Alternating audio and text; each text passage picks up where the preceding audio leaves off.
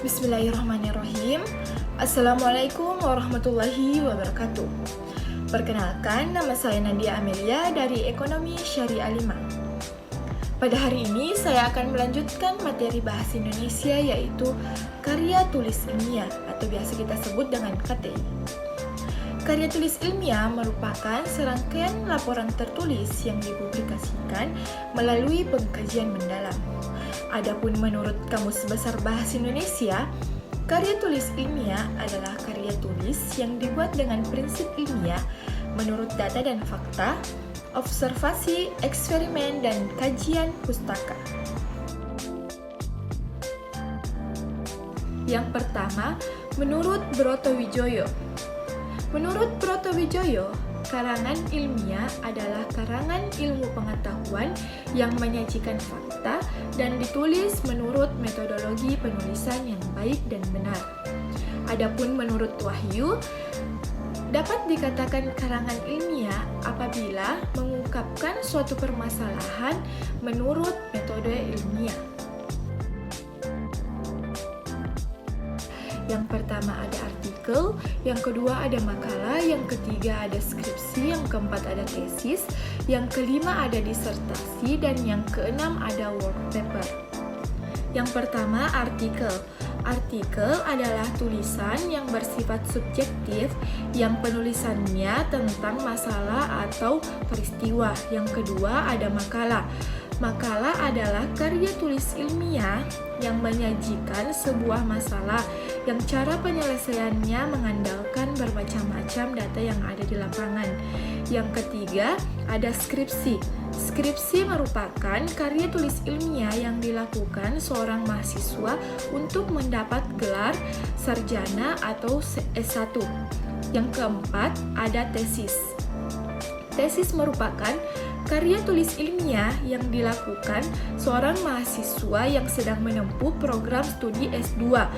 Tesis ini lebih mendalam dibanding dengan skripsi.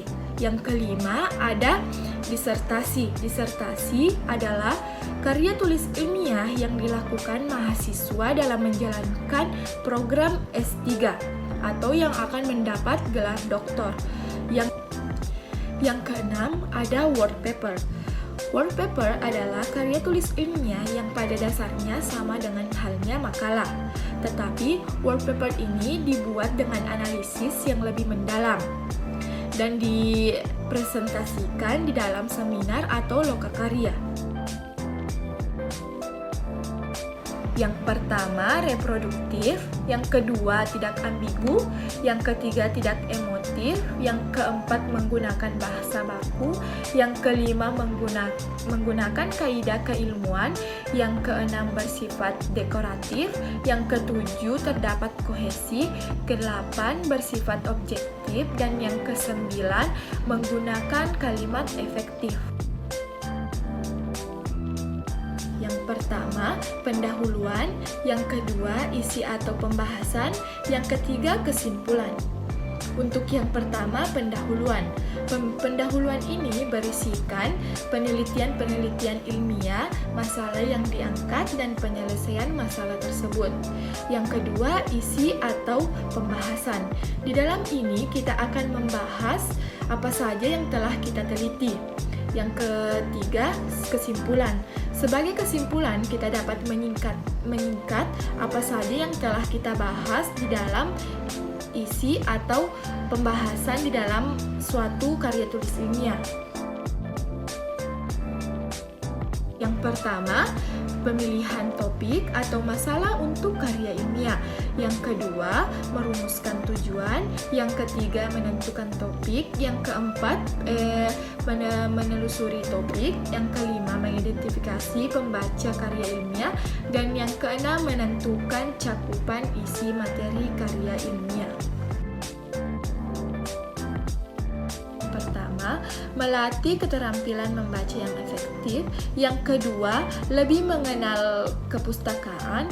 Yang ketiga, meningkatkan perorganisasian fakta. Yang keempat, memperoleh kepuasan intelektual. Yang kelima, sebagai bahan acuan atau penelitian. Baiklah, itu saja materi yang dapat saya sampaikan pada kesempatan hari ini. Lebih dan kurangnya mohon dimaafkan. Assalamualaikum warahmatullahi wabarakatuh.